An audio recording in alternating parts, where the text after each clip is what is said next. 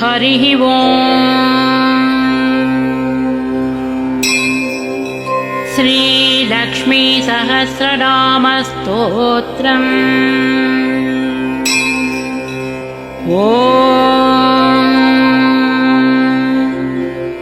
अस्य श्री लक्ष्मी दिव्य सहस्रनामस्तोत्रमहामन्त्रस्य आनन्दकर्दमचिक्लीतेन्दिरा सुतादयो महात्मानो महर्षयः अनुष्टुप्छन्दः विष्णुमायाशक्तिः महालक्ष्मीः परादेवता। श्री महालक्ष्मी प्रसादद्वारा सर्वेष्टार्थसिद्ध्यर्थे जपे विनियोगः।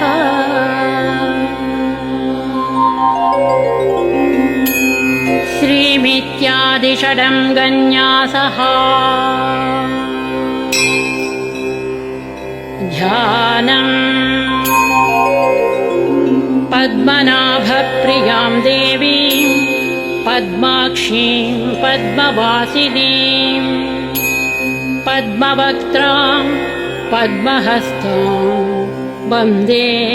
पद्मामहर्निशम्।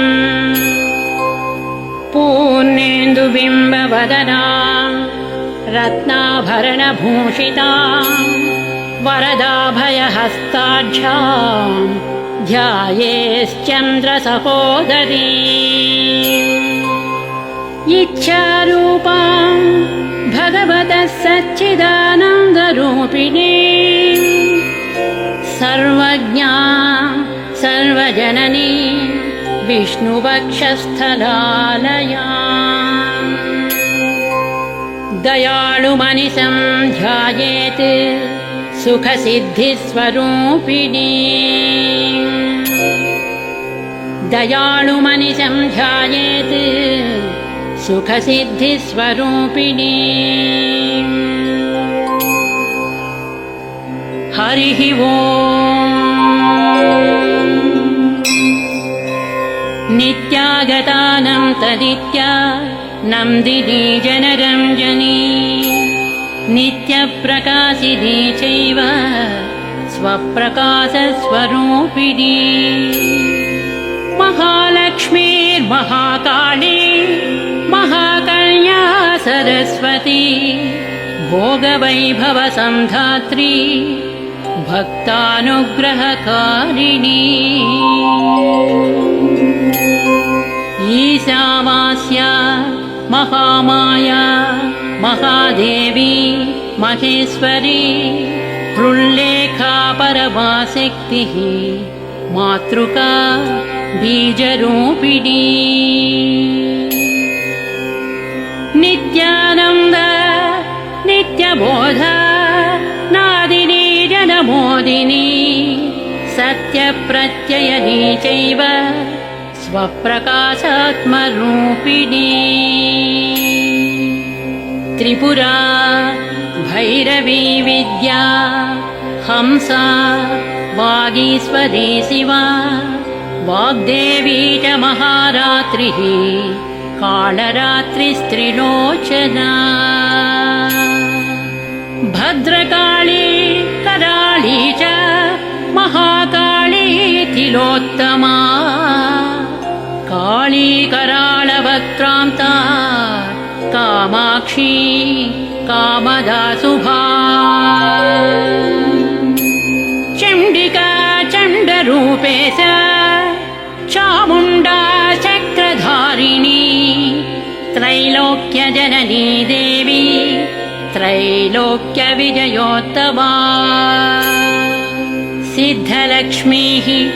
क्रियालक्ष्मीः मोक्षलक्ष्मीः प्रसादिनी उमा भगवती दुर्गा चान्द्री दाक्षायणी शिवा। प्रत्यङ्गिराधरा वेला लोकमाता हरिप्रिया पार्वती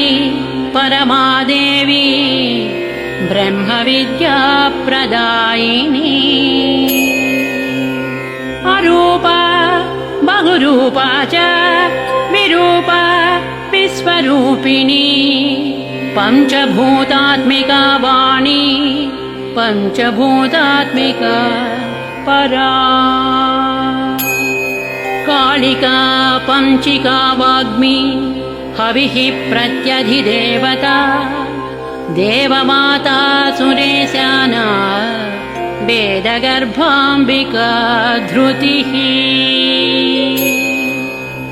संख्याजातिः क्रियाशक्तिः प्रकृतिर्मोहिनी मही यज्ञविद्या महाविद्या गुह्यविद्या विभावरी ज्योतिष्मती महामाता सर्वमन्त्रफलप्रदा दारिद्र्यध्वंसिनी देवी हृदयग्रन्थि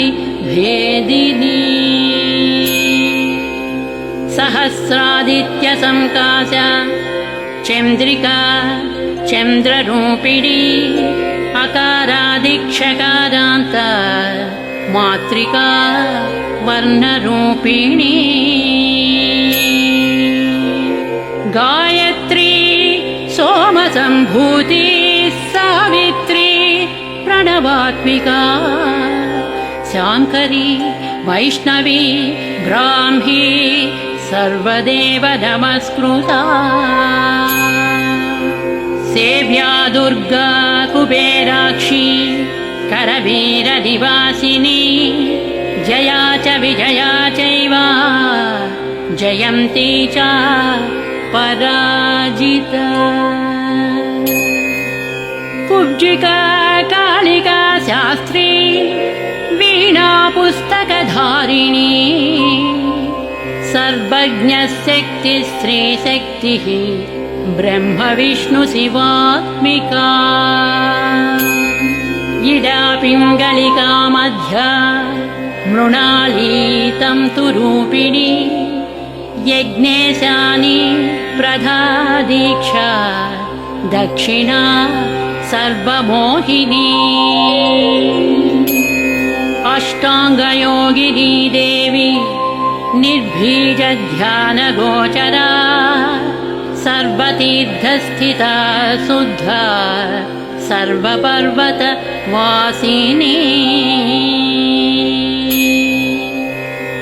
वेदशास्त्रप्रभा देवी षडङ्गादिपदक्रमा शिवा धात्री शुभानन्दा यज्ञकर्मस्वरूपिणी व्रतिनी मेनका देवी ब्रह्माणी ब्रह्मचारिणी एकाक्षरपरा तारा भवबन्धविनाशिनी विश्वम्भरा धरा धारा निराधाराधिकस्वरा राकाकुहूरमावास्या पूर्णिमानुमती द्युतिः सिनीवाली शिवावस्या वैश्वदेवी पिसङ्गिला पिप्पला च विशालाक्षी रक्षोघ्नी वृष्टिकारिणी दुष्टविद्राविणी देवी सर्वोपद्रवनाशिनी शारदा शरसन्धाना सर्वशास्त्रस्वरूपिणी युद्धमध्यस्थिता देवी सर्वभूतप्रभञ्जनी अयुद्धा युद्धरूपा च शान्ता शान्तिस्वरूपिणी गङ्गा सरस्वती वेणी यमुना नर्मदापगा समुद्रवसना वासा ब्रह्माण्डश्रेणिमेखला पञ्चवक्त्रा दशभुजा शुद्धस्फटिकसन्निभा रक्ता कृष्णासिता पीता सर्ववर्णा निरीश्वरी कालिका चक्रिका देवी सत्या तु वटुका स्थिता तरुणी वारुणी नारी ज्येष्ठा देवी सुरेश्वरी विश्वम्भरधरा कर्त्री गणार्गणविभञ्जनी सन्ध्या रात्रिर्दिवा ज्योत्स्ना कलाकाष्ठा निमेषिका उर्वी कात्यायनी शुभ्रा संसारानवतारिणी कपिला कीलिका शोका मल्लिका नवमल्लिका देविका नन्दिका शान्ता भञ्जिका भयभञ्जिका कौशिकी वैदिकी देवी सौरी रूपाधिकातिभा दिग्वस्त्र नववस्त्रा च कन्यका कमलोद्भवा श्रीसौम्यलक्षणातीता दुर्गा सूत्रप्रबोधिका श्रद्धा मेधा कृतिः प्रज्ञाधारणा कान्तिरेव च श्रुतिः स्मृतिर्धृतिर्धन्या भूतिरिष्टर्मनीषिणी विरक्तिर्व्यापिनी माया सर्वमाया प्रभञ्जनी माहेन्द्री मन्त्रिणी सिंही चेन्द्रजाल स्वरूपिणी अवस्थात्रय निर्मुक्ता गुणत्रय विवर्जिता ईषणत्रय निर्मुक्ता सर्वरोग विवर्जिता योगी ध्यानान्तगम्या च योगध्यानपरायणा त्रयीशिखा विशेषज्ञा वेदान्तज्ञानरूपिणी भारती कमला भाषा पद्मा पद्मावती कृतिः गौतमी गोमती गौरी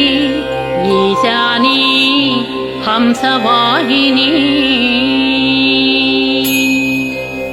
नारायणी प्रभाधारा शाङ्करी शङ्करात्मजा चित्रघण्टा सुनन्दा श्रीर्मानवी मनुसंभवा स्तम्भिनी क्षोभिणी मारी ब्राह्मिणी शत्रुमारिणी मोहिनी द्वेषिणी वीरा अघोरा रुद्ररूपिणी रुद्रैकादशनी पुण्या कल्याणी लाभकारिणी देवदुर्गा महादुर्गा स्वप्नदुर्गाष्टभैरवी सूर्यचन्द्राग्निरूपा च ग्रहनक्षत्ररूपिणी बिन्दुनादकलातीता बिन्दुनादकलात्मिका दशवायुजयाकारा कला षोडश संयुता काश्यपी कमला देवी नादचक्रनिवासिनी मृडाधारा स्थिरा गुह्या देविका चक्ररूपिणी अविद्या शार्वरी भुञ्जा जम्भासुरनिबर्हिणी श्रीकाया श्रीकला शुभ्रा कर्मनिर्मूलकारिणी आदिलक्ष्मीर्गुणाधारा पञ्चब्रह्मात्मिका परा श्रुतिर्ब्रह्ममुखावासा सर्वसम्पत्तिरूपिणी मृत संजीविनी मैत्री कामिनी कामवर्जिता निर्वाण मार्गदा देवी हंसिनी कालिका क्षमा सपर्या गुणिनी भिन्ना निर्गुणा खण्डिता शुभा स्वामिनी वेदिनी शक्या शाम्बरी चक्रधारिणी दण्डिनी मुण्डिनी व्याघ्री शिखिनी सोमसंहतिः चिन्तामणिश्चिदानन्दा पञ्चबाणप्रबोधिनी बाणश्रेणि सहस्राक्षी सहस्रभुजपादुका सन्ध्याबलिस्त्रिसन्ध्याख्या ब्रह्माण्डमणिभूषणा वासवी वारुणी सेव्या कुलिका मन्त्ररञ्जनी जितप्राणस्वरूपा च कान्ता काम्यवरप्रदा मन्त्रब्राह्मणविद्यार्था नादरूपा हविष्मतिः अधर्वणश्रुतिः शून्या कल्पना वर्जिता सती सत्ता जातिः प्रमामेया प्रमितिः प्राणदा गतिः अपर्णा पञ्चवर्णा च सर्वदा भुवनेश्वरी त्रैलोक्यमोहिनी विद्या सर्वभद्री क्षराक्षरा हिरण्यवर्णा हरिणी सर्वोपद्रवनाशिनी कैवल्यपदवीरेखा सूर्यमण्डल संस्थिता सोममण्डलमध्यस्था वह्निमण्डलसंस्थिता वायुमण्डलमध्यस्था व्योममण्डलसंस्थिता चक्रिका चक्रमध्यस्था चक्रमार्गप्रवर्तिनी कोकिलाकुलचक्रे च पक्षतिः पङ्क्तिपावनी सर्वसिद्धान्तमार्गस्था षड्वर्णा वरवर्जिता शतरुद्रहरा हन्त्री सर्वसंहारकारिणी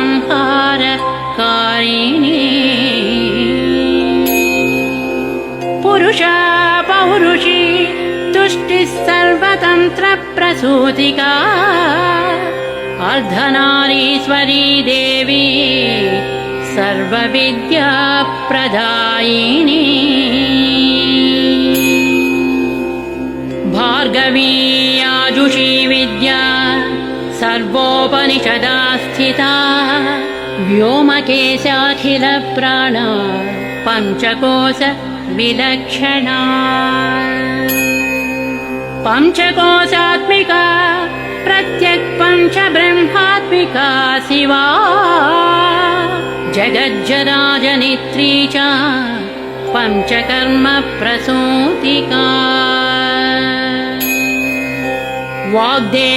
वाग्देव्याभरणाकारा सर्वकाम्यस्थिता स्थितिः अष्टादश चतुष्षष्टिपीठिका विद्यया युता कालिका कर्षणश्यामा यक्षिणी किन्नरेश्वरी केतकी मल्लिका शोका वाराही धरणि ध्रुवा नारसिंही महोग्रास्या भक्तानामार्तिनाशिनी अन्तर्बला स्थिरा लक्ष्मीः जरामरण नाशिनी श्रीरङ्गिता महाकाया सोमसूर्याग्निलोचना अदितिर्देवमाता च अष्टपुत्राष्टयोगिनी अष्टप्रकृतिरष्टाष्ट बिभ्राजद्विकृताकृतिः दुर्भिक्षध्वंसिनी देवी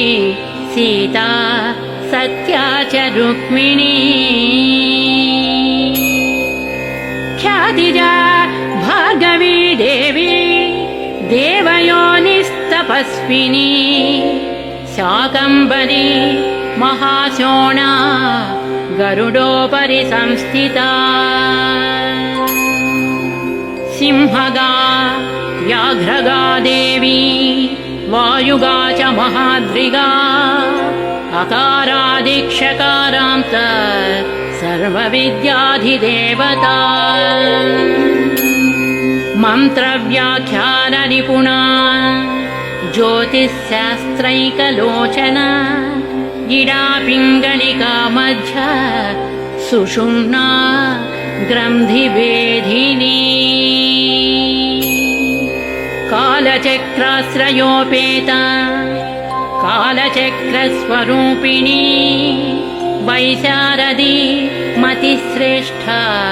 वरिष्ठा सर्वदीपिका वैनायकी वरारोहा श्रोणीवेला बहिर्बलिः जम्भिनी जृम्भिनी जृम्भकारिणी गणकारिका शरणी चक्रिकानन्त सर्वव्याधिचिकित्सकी देवकी देवसंकासा वारिधिः करुणाकरा सर्वरी सर्वसम्पन्ना सर्वपापप्रभञ्जनी एकमात्रा द्विमात्रा च त्रिमात्रा च तथा परा अर्धमात्रा परा सूक्ष्मा सूक्ष्मार्धार्धपरा परा एकवीरा विशेषाख्या षष्ठीदेवी मनस्विनी नैष्कर्म्या निष्कलालोका ज्ञानकर्माधिका गुणा सबन्ध्वानन्दसन्दोहा व्योमाकारा निरूपिता गद्यपद्यात्मिका वाणी सर्वालङ्कारसंयुता साधुबन्धपदन्यास सर्वौका घटिकावलिः षट्कर्मी कर्कशाकारा सर्वकर्म विवर्जिता आदित्यवर्णा च पर्णा कामिनी वररूपिणी ब्रह्माणी ब्रह्मसन्ताना वेदवागीश्वरी शिवा पुराणन्यायमीमांसा धर्मशास्त्रागमश्रुता सद्यो वेदवती सर्वा हंसी विद्याधिदेवता विश्वेश्वरी जगद्धात्री विश्वनिर्माणकारिणी वैदिकी वेदरूपा च कालिका कालरूपिणी नारायणी महादेवी सर्वतत्त्वप्रवर्तिनी वैदिकी वेदरूपा च कालिका कालरूपिणी नारायणी महादेवी सर्वतत्त्वप्रवर्तिनी हिरण्यवर्णारूपा च हिरण्यपदसम्भवा कैवल्यपदवी पुण्या कैवल्यज्ञानलक्षिता ब्रह्मसम्पत्तिरूपा च ब्रह्मसम्पत्तिकारिणी वारुणी वारुणाराधा सर्वकर्म प्रवर्तिनी एकाक्षरपरा युक्ता सर्वदारिद्र्यभञ्जनी पाशाङ्कुशान्विता दिव्या वीणा व्याख्याक्ष सूत्रभृत् एकमूर्तिस्त्रयी मूर्तिर्मधुकैटभञ्जनी साङ्ख्यवती ज्वाला ज्वलन्ती कामरूपिणी जाग्रती सर्वसम्पत्ति सुषुप्ता स्वेष्टदायिनी कपालिनी महादंष्ट्रा भ्रुकुटी कुटिलानना सर्वावासा सुवासा च बृहत्सृष्टिश्च साक्वरी छन्दो गणप्रतिष्ठा च कल्माषी करुणात्मिका चक्षुष्मती महाघोषा खड्गचर्मधरासिनिः शिल्पवैचित्र्यविद्योता सर्वतो भद्रवासिनी अचिन्त्यलक्षणाकारा सूत्रभाष्यनिबन्धना सर्ववेदार्थसम्पत्ति सर्वशास्त्रार्थ मातृका अकारादिक्षकारान्तः सर्ववर्णकृतस्थला सर्वलक्ष्मी सदानन्दा सारविद्या सदा शिवा सर्वज्ञा सर्वशक्तिश्च खेचरी रूपगोच्छ्रिता अणिमादिगुणोपेता पराकाष्ठा परा गतिः हंसयुक्तविमानस्था हंसारूढा शशिप्रभा भवानी वासनाशक्तिः आकृतिस्था खिला तन्त्रहेतुर्विचित्राङ्गी व्योमगङ्गा विनोदिनी वर्षा च वार्षिका चैव ऋग्यजुस्सामरूपिणी महानदी नदी पुण्या गण्यपुण्यगुणक्रिया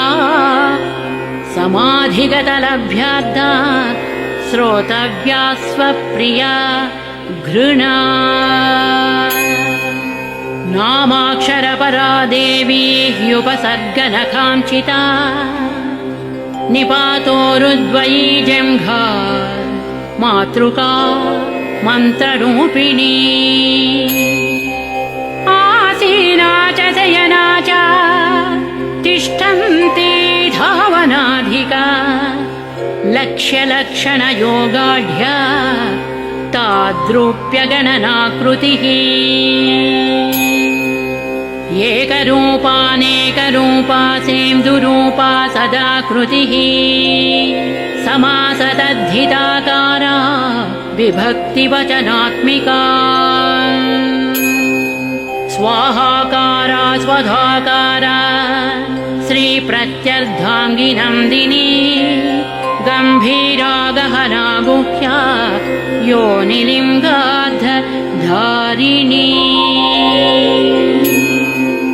शेषवासुकि संसेव्या चपलावरवर्णिनी कारुण्यकार सम्पत्तिः कीलकृन्मन्त्रकीलिका शक्तिबीजात्मिका सर्वमन्त्रेष्ठाक्षयकामना आग्नेयी पार्थिवा आप्या वायव्या व्योमकेतना सत्यज्ञानात्मिकानन्दा ब्राह्मी ब्रह्मसनातनी अविद्यावासना माया प्रकृतिः सर्वमोहिनी शक्तिर्धारणशक्तिश्च चिदचिच्छक्तियोगिनी वक्त्रारुणा महामाया मरीचिर्मदमर्दिनी विराट् स्वाहा स्वधा शुद्धा निरूपाप्तिः सुभक्तिगा निरूपिताद्वयी विद्या नित्या नित्यस्वरूपिणी वैराजमार्गसञ्चारा सर्वसत्पददर्शिनी जालन्धरी मृडानी च भवानी भवभञ्जनी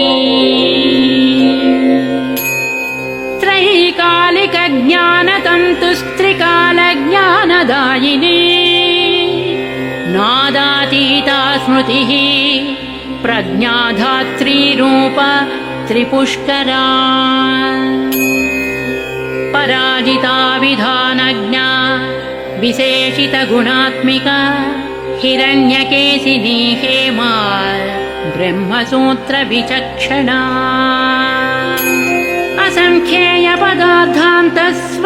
असङ्ख्येयपदार्थान्तस्वरव्यञ्जनवैखरी मधुजिह्वा मधुमती मधुमासोदय मधुः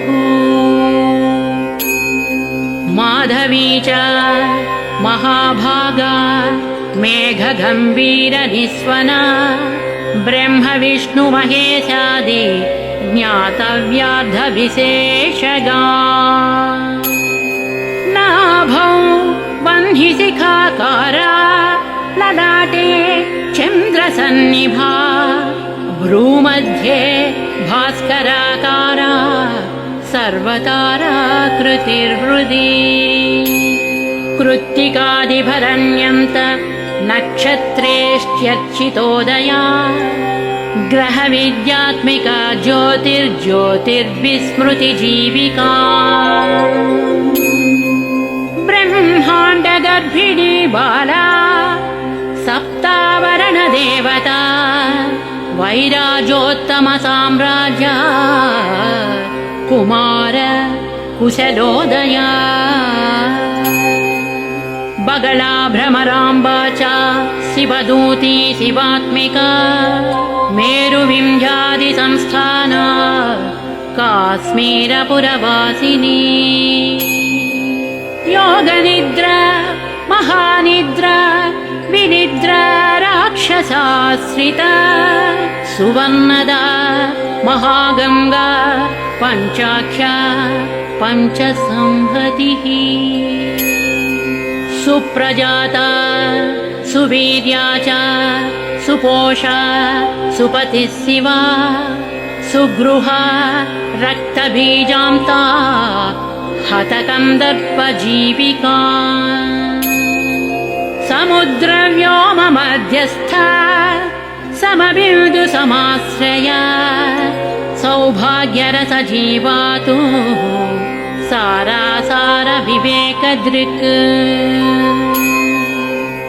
त्रिविल्यादिसुपुष्टाङ्गा भारती भरताश्रिया नादब्रह्ममयी विद्या ज्ञानब्रह्ममयी परा ब्रह्मनाडीनिरुक्तिश्च ब्रह्मकैवल्यसाधना कालकेयमहोदारा वीर्यविक्रमरूपिणी बडवाग्निशिखावक्त्रा महाकबलतर्पणा महाभूता महादर्प महासारा महाक्रतुः पञ्चभूता महाग्रासा पञ्चभूतादिदेवता सर्वप्रमाण सम्पत्तिः सर्वरोगप्रतिक्रिया ब्रह्माण्डान्तर्बहिर्व्याप्ता विष्णुवक्षो विभूषिणी शाङ्करी विधिवक्त्रस्था प्रवरा वरहेतुकी हेममाला शिखामाला त्रिशिखा पञ्चलोचना सर्वागम सदाचार मर्यादायातु भञ्जनी पुण्यश्लोकप्रबन्धाढ्या सर्वान्तर्यामिरूपिणी सामगानसमाराध्या श्रोतुकर्णरसायना जीवलोकैक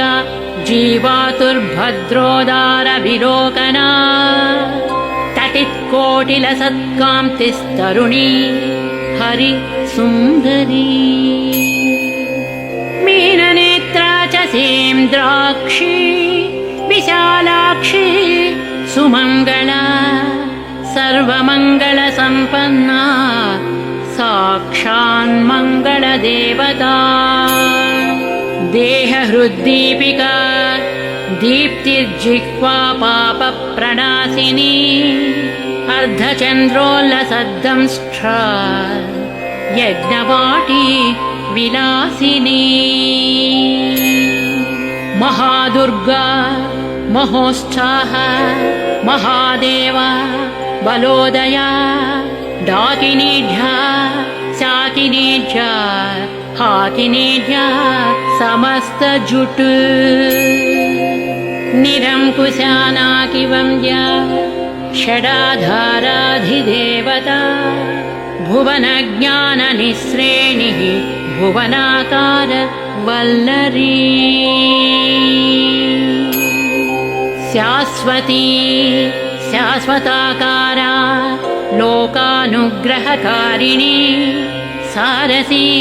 मानसी हंसी हंसलोकप्रदायिनी चिन्मुद्रालङ्कृतकरा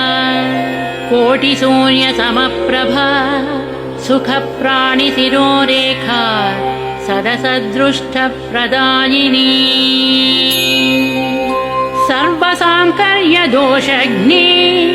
ग्रहोपद्रवनाशिनी क्षुद्रजन्तुभयग्नी च विषरोगादिभञ्जनी सर्वसाङ्कर्यदोषघ्नी ग्रहोपद्रवनाशिनी क्षुद्रजन्तुभयग्नी च विषरोगादिभञ्जनी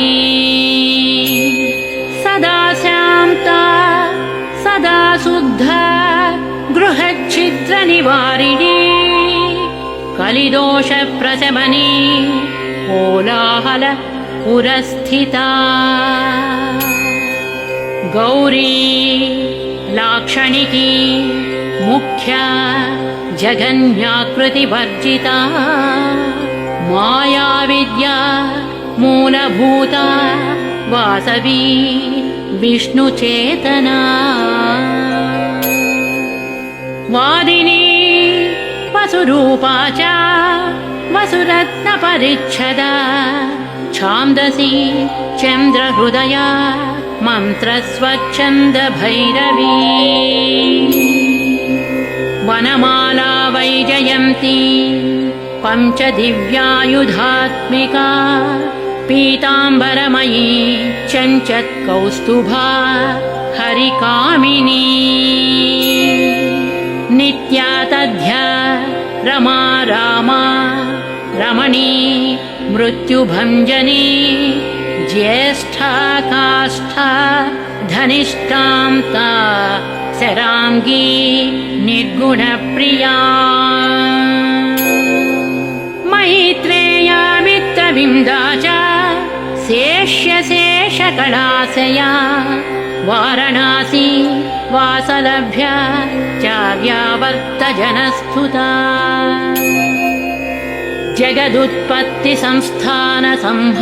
जगदुत्पत्तिसंस्थानसंहारत्रयकारणा त्वमम्ब विष्णु सर्वस्वम् नमस्तेऽस्तु महेश्वरी नमस्ते सर्वलोकानां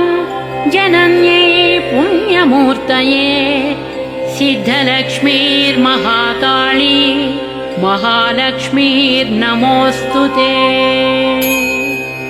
सद्यो जातादिपञ्चाग्निरूपा पञ्चकपञ्चिका यन्त्रलक्ष्मीर्भवत्यादि राध्याद्येते नमो नमः। सृष्ट्यादिकारणकारा वितते दोषवर्जिते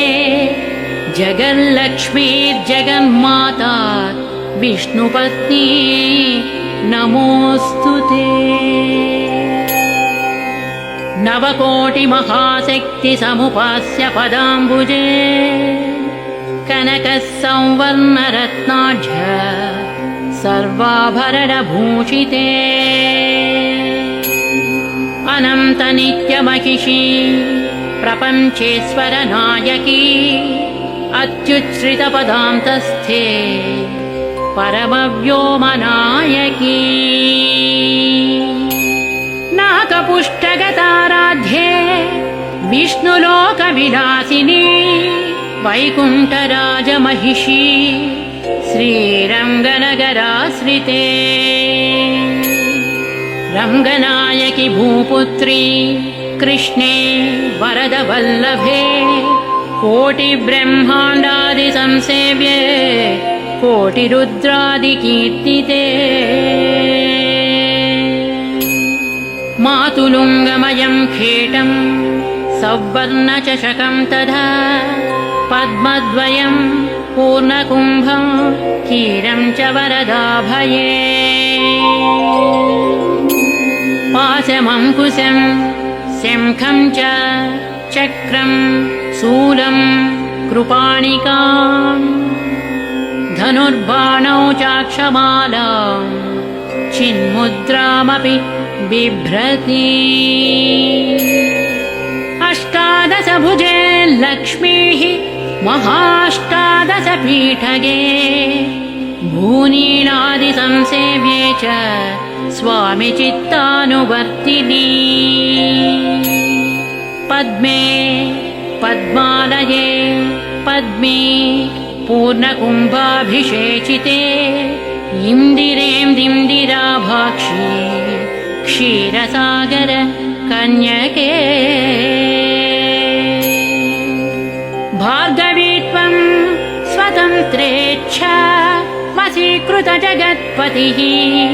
मङ्गलं मङ्गलानां त्वं देवतानां च देवता त्वमुत्तमोत्तमानां च त्वं श्रेयः परमामृतम् धनधान्याभिवृद्धिश्च सार्वभौम सुखोच्छ्रया आम्दोलिकादिसौभाग्य मत्ते भाति महोदया पुत्रपौत्राभिवृद्धिश्च विद्याभोग बलाधिकम् आयुरारोग्यसम्पत्तिः अष्टैश्वर्यं त्वमेव हि परमेश विभूतिश्च सूक्ष्मात् सूक्ष्मतरा गतिः सदयापाङ्गसंदत्त ब्रह्मेन्द्रादिपदस्थितिः अव्याहतमहाभाग्यं त्वमेवाक्षोभ्य विक्रमा समन्वया च वेदानामविरोधात् त्वमेव हि निःश्रेयसपदप्राप्ति साधना फलरूपिणी श्रीमन्त्रराजराज्ञी च श्रीविद्याक्षयमकारिणी श्रीं बीजजपसन्तुष्टा ऐं ह्रीं श्रीं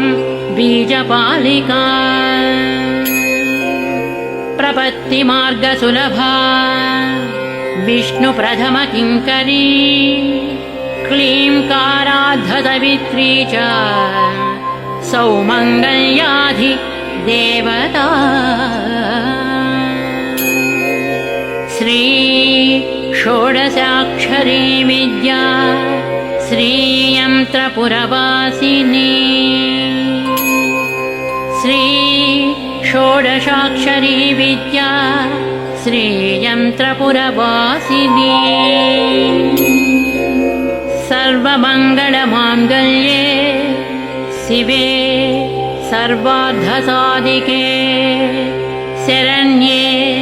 त्र्यम्बके देवी नारायणी नमोऽस्तु ते। पुनः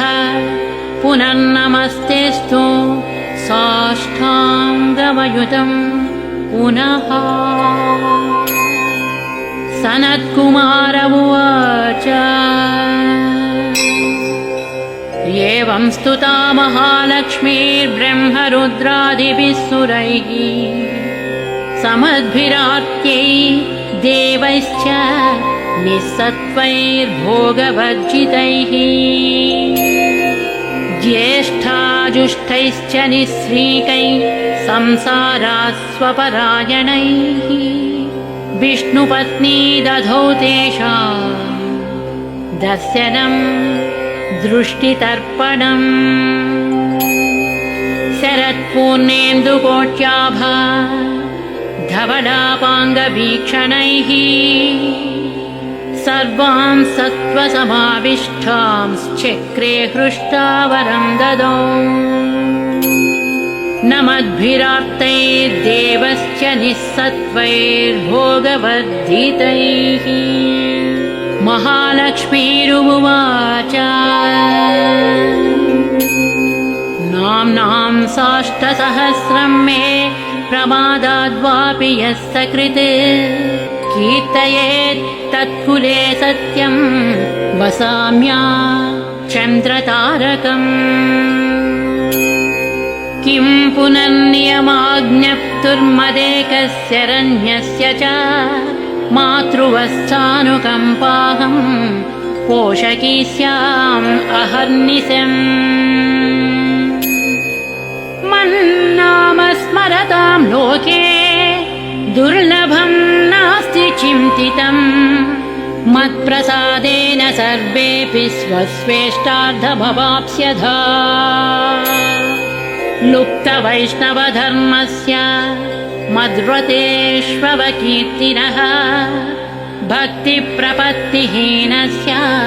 वन्द्यो नाम्नां जपोऽपि मे। तस्मादवश्यं तैर्दोषैर्विहीनः पापवर्जितः जपेत् साष्टसहस्रं मे नाम्नां प्रत्यहमादरात्। साक्षादलक्ष्मीपुत्रोऽपि दुर्भाग्योऽप्यलसोऽपि वा अप्रयत्नोऽपि मूढोऽपि विकलः पतितोऽपि च अवसातु प्राप्नुयाद्भाग्यं मत्प्रसादेन केवलम्। स्पृहेयमचिराद्देवाः वरदानाय जापिनः। ददामि सर्वमिष्टार्थं लक्ष्मीति स्मरतां ध्रुवम्।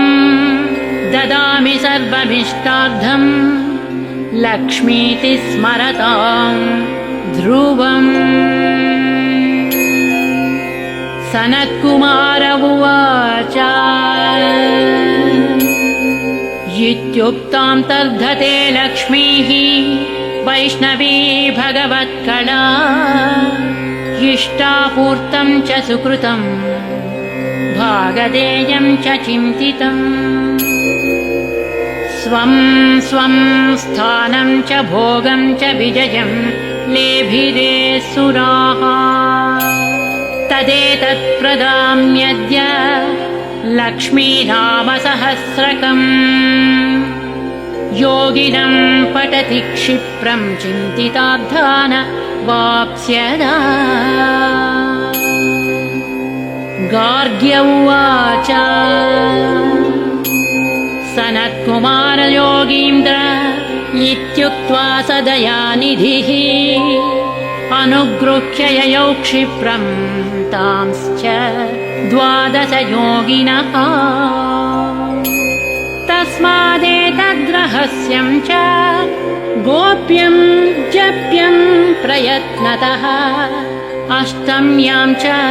चतुर्दश्यां नवम्यां भृगुवासरे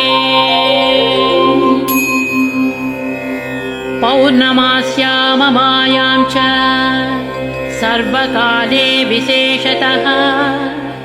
जपेद्वा नित्यकार्येषु सर्वान् कामानवाप्नुयात् इति श्रीस्कान्दपुराणे सनत्कुमारसंहितायां श्रीलक्ष्मीसहस्रनाम मन्त्रस्तोत्रं समाप्तम्।